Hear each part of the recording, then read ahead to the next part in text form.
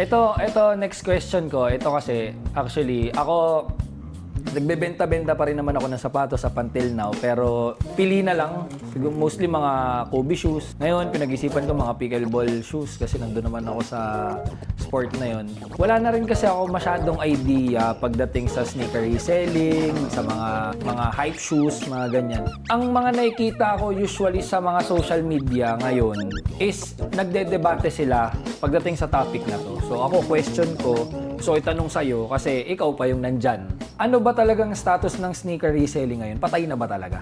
Depende. Pag hindi ka nag-adapt, patay na. Kumbaga, para lang din siyang malalaman mong talo kapag tumigil ka eh. Yun.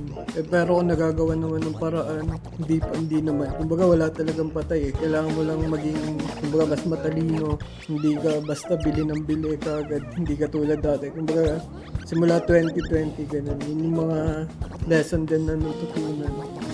Dati bili lang tayo ng bili. Buti na lang nabibili din. Diba? Oo. Tsaka may mga pairs din talaga na hindi. Kumbaga may panalo, may talo. Minsan papalugi mo. Pero at least para mabalik yung... Ang importante, maliquidate mo ulit. Diba?